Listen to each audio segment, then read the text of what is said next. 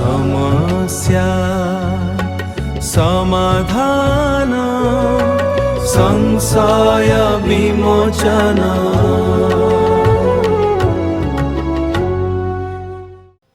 नमस्तस्मै भगवते कृष्णाय कुण्ठमेधसे राधाधरसुधा सिन्धौ नमो नित्यविहारिणे। राधां कृष्णस्वरूपां वै कृष्णं राधास्वरूपिणं कलात्मानं निकुञ्जस्थं गुरुरूपं सदा भजे। प्रपन्नपारिजाताय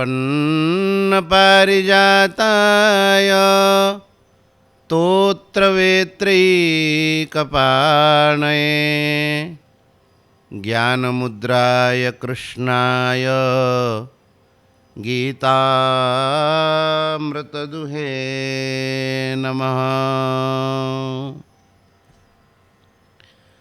श्री भक्तवांछा कल्पतरु भक्तवत्सल शरणागतवत्सल अकारण करुणामय श्री राधा माधव भगवान जुगल श्री चरणारविंदरे कोटिशः प्रणाम निवेदन करी समस्त संत सद्गुरुदेव भगवान श्री चरण वंदना करी कथा प्रेमी समस्त माँ भौणी भाई मानू सादरे अभिनंदन करी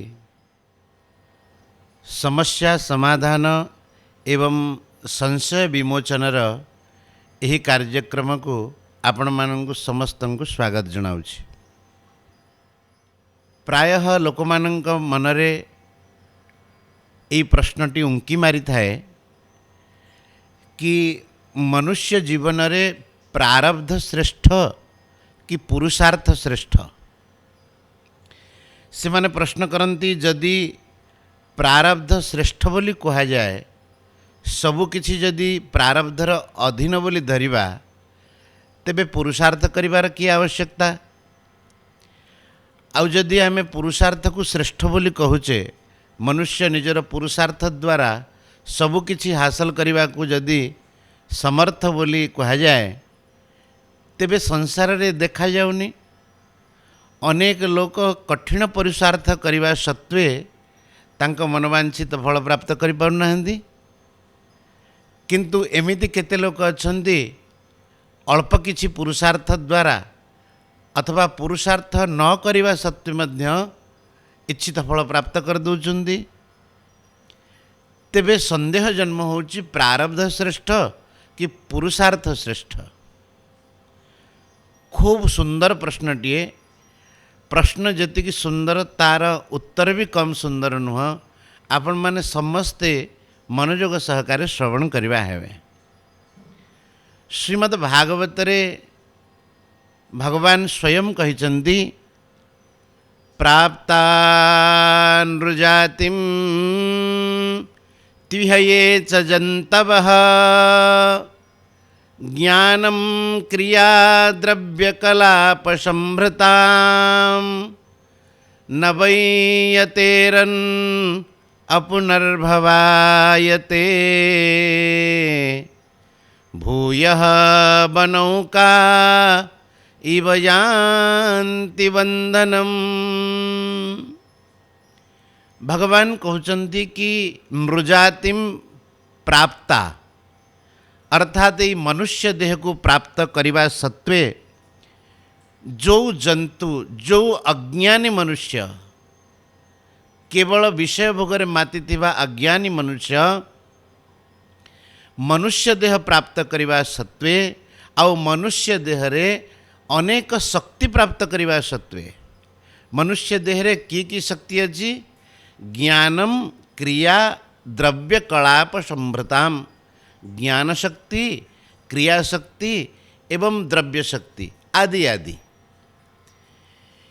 यही शक्ति संपन्न हवा सत्वे न वै यतेरन अपुनर्भवायते मनुष्य जदि अपुनर्भव अर्थात मुक्ति जदि सी मुक्ति पाई चेष्टा न करुची जत्न न करुची आत्मकल्याण पाई जदि प्रयासशील न रहुची भगवान कहउचंदी भूयः बनौका इव जानति बंधनम बनरे रहुथबा पशु भली सेमाने पुनः संसार बंधन को प्राप्त हुअन्ति।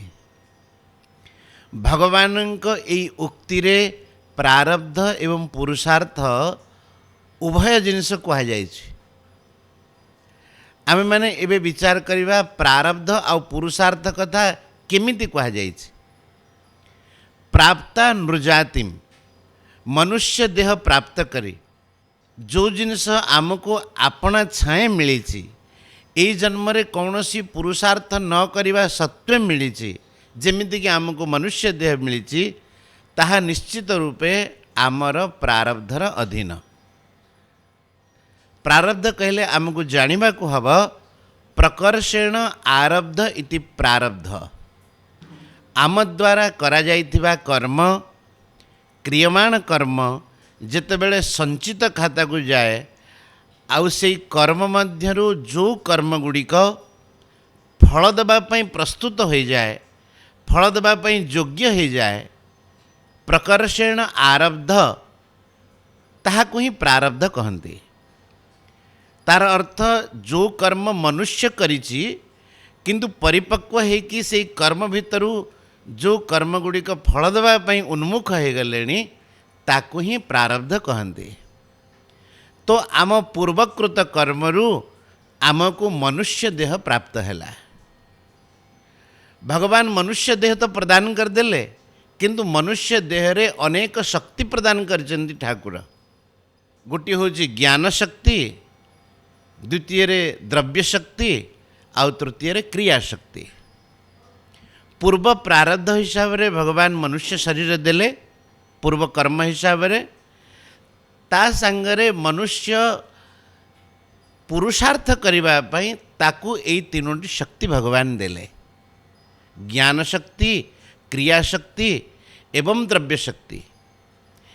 एई तीनोटी शक्ति की प्राप्त करिबा सत्वे जो माने अपुनर्भवाय न यतेरन अपुनर्भव अर्थात मुक्ति पाई जो माने चेष्टा करुनाहांती तार अर्थ कौन कि भगवान एई तीनोटी शक्ति आगकू चेष्टा करिबा पई देइछन्ती पुरुषार्थ करिबा पई देइछन्ती। वस्तुतः देखा गले कि प्रारब्ध एवं पुरुषार्थ निज निज क्षेत्र रे खूब सबल। आमे एमिति कहि परिबानी जे प्रारब्ध श्रेष्ठ अथवा पुरुषार्थ श्रेष्ठ ना प्रारब्ध क्षेत्र रे सी भी श्रेष्ठ आ पुरुषार्थ क्षेत्र रे पुरुषार्थ भी श्रेष्ठ। तेबे प्रारब्ध को क्षेत्र रे श्रेष्ठ पूर्व कर्मानुसारे मनुष्य को तीनोटी जिनिस मिले जाति आयु भोग। पातंजलि योग दर्शन रे कहा जाइछि जात्यायु भोगा प्रारब्धा माने कोठी आमर जन्म हब केते आमर आयु हब एवं आमको जीवन काल भितरे कौन कौन सुखद एवं दुखद परिस्थिति प्राप्त हब ताहा आम पूर्वकर्म प्रारब्धर अधीन है बोली जान। किंतु अन्य जीव मानक भली ए मनुष्य पराधीन नुह जदि बा समस्ते पराधीन किंतु भगवान मनुष्य को किछि स्वाधीनता प्रदान करचंदी। एइथिपई स्वाधीनता प्रदान करचंदी कि सी नुआ जत्न करि पारिबो। तेबे पुरुषार्थ काहाकू कहबा पुरुषार्थ हैला आम मानंको मिलिथिबा शक्ति द्वारा ज्ञान शक्ति द्रव्य शक्ति एवं क्रिया शक्ति द्वारा आमे जो नूतन पुरुषार्थ करि पारिबा भगवानंक आड़कू उन्मुख हो पारिबा भगवान को प्राप्त करिबा पई नूतन चेष्टा करि पारिबा ताहाकू पुरुषार्थ शक्ति कहन्ति। तेबे प्रारब्धरु कौन प्राप्त हुए आउ पुरुषार्थ कौन करिबा दरकार ए विषय कहा जाइछि कि संतोष त्रिषु कर्तव्य स्वदारे भोजने धने। तीनोटी जिनिस रे मनुष्य को सर्वदा संतोष रहिबा दरकार। संतोष त्रिषु कर्तव्य। जेमिति आमको कुटुंब परिवार स्त्री पिला इत्यादि मिली जहाँ भगवान कृपारू आमको प्रसाद सेवन करने को यथा समय मिलुची आउ भगवान आमको जितकी धन संपत्ति देइचंदी एथिरे संतुष्ट होबा कथा। कारण ये तीनोटी मनुष्य पई प्रारब्धर अधीन। अपर पक्षरे पुरुषार्थ शक्तिर कौन उपयोग? त्रिषु चैव न कर्तव्यो स्वाध्याय जपदानयो हो। तीनोटी जिनस मनुष्य केतेबेले संतुष्ट होबा कथा नुह। गोटे है स्वाध्याय अध्ययन करिबा, शास्त्र अध्ययन करिबा, जप करिबा एवं दान दवा। यही तीनोटी जिनस केबे भी मनुष्य को संतोष होबा कथा नुह। कारण यही तीनोटी होची पुरुषार्थर अधीन। मनुष्य नूतन चेष्टा करि पारिबो। तेणु पूर्वर जहाँ मिलूची से क्षेत्र में प्रारब्धर प्राधान्य अच्छी, किंतु मनुष्य निजे जो चेष्टा करिकी आग को रोजगार करिपारिबो से क्षेत्र में पुरुषार्थर ही प्राधान्य अच्छी। तेणु अध्यात्म क्षेत्र में पुरुषार्थ प्रधान एवं लौकिक द्रव्य प्राप्ति क्षेत्र में प्रारब्ध प्रधान। संसार में एमिति भी देखा जाउची जणे प्रबल पुरुषार्थ करुची किंतु सी इच्छित फल प्राप्त कर पारुनी। तार कारण होची पूर्व प्रारब्ध पूर्वर कर्म ताकू से फल प्राप्ति रे सहयोग करुना है। तेणु से फल से प्राप्त करने समर्थ होनी। द्वितीय पक्ष रे जड़े न करिकी भी प्राप्त कर दौची अथवा कम पुरुषार्थ करिकी भी फल प्राप्त कर पारुची। तार कारण है पूर्वर तार कर्म जहाँ कि ताकू प्रारब्ध रूप में प्राप्त होती ताहा सबल होइतिबारु एई जन्म रे कम चेष्टा करिकी भी से फल को प्राप्त कर पारुची। जदि आमे माने एक कथा मानिबा कि भगवत प्राप्ति क्षेत्र रे पूर्वरु तो मोर लेखा नहीं आउ मु केमिति भगवानकर भक्ति करि परिबी, भगवानकर नाम स्मरण करि परिबी, भगवानकर मार्ग रे चली परिबी। प्राय लोकंकर एमिति बहुत प्रश्न रोचे। से माने कहउछन्ते कौन करिवे आज्ञा मो कपाळ रे लेखा नहीं। अरे भाई कपाळ रे रेखा नहीं रो अर्थ नुह कि आमे माने नूतन चेष्टा करि परिबा नहीं। कपाळ रे लेखा नहीं रो अर्थ पूर्वरु आमे माने करिने। कपाळ रे लिखुची किए? आमे जो क्रियमान कर्म करुचे ताहा संचित खाता को जाउची आउ संचित रु प्रारब्ध तैयारी होउची। अच्छा आपण भावନ୍ତୁ आपणकर धर कपाळ रे नहीं आपणकर पूर्वरु लेखा नहीं। जो व्यक्तिर लेखा अच्छी सी भी तो कौ दिन लेखा आरंभ करथिबो। धर जणे पूर्वरु साधना करेनी भगवानकर भक्ति करूनी। हाँ एक कथा है पारे कि जे पूर्वरु भक्ति करिछि ता पई सहज है पारे। सहजरे से भगवान का आड़ को अग्रसर करि पारे। किंतु जी करिनी ताको टिके कठिन है पारे। जी पूर्वरु भक्ति करिछि पूर्वरु से केबे भी तो आरंभ करथिबो। तो जेबे भी आरंभ करथिबो से पुरुषार्थ कला कि नहीं। तेणु जदि पूर्वरु आमे करिने अर्थात पूर्वरु आरंभ हैनी तेबे जदि आमे एबेठु करिबा आरंभ करिबा ताहा आम खातारे अवश्य लेखा हबो। तेबे ये प्रश्नर उत्तर रूपे सार सर्वस्व एतिकी हैला कि प्रारब्ध क्षेत्र रे प्रारब्ध प्रबल एवं पुरुषार्थ क्षेत्र रे पुरुषार्थ प्रबल। अध्यात्म मार्ग रे लागिबा पई पुरुषार्थर मुख्यता अछि। इहलौकिक वस्तु इत्यादि प्राप्त करिबारे प्रारब्धर मुख्यता अछि। अवश्य पुरुषार्थ किछि मात्रा रे सहायता करे प्रारब्ध को फल देबारे, किंतु मुख्यता होची प्रारब्धर। तेणु भगवान आमको जहाँ किछि प्रदान करिसंती ताहाको आमे सदुपयोग करी एई मनुष्य जन्म रे भगवत प्राप्ति पई चेष्टा करिबा, अध्यात्म मार्ग रे केमिति आगको बढ़िबा सेति पई चेष्टा करिबा दरकार। पुरुषार्थर न्यूनता केबे नहीं। कहउचंती न वै जतेरन अपुनर्भवाय। जे जत्न करूनी तार अर्थ कौन कि ଯତ୍ନ କରିବାର ନୂତନ ଶକ୍ତି ଭଗବାନ ମନୁଷ୍ୟକୁ ପ୍ରଦାନ କରିଛନ୍ତି।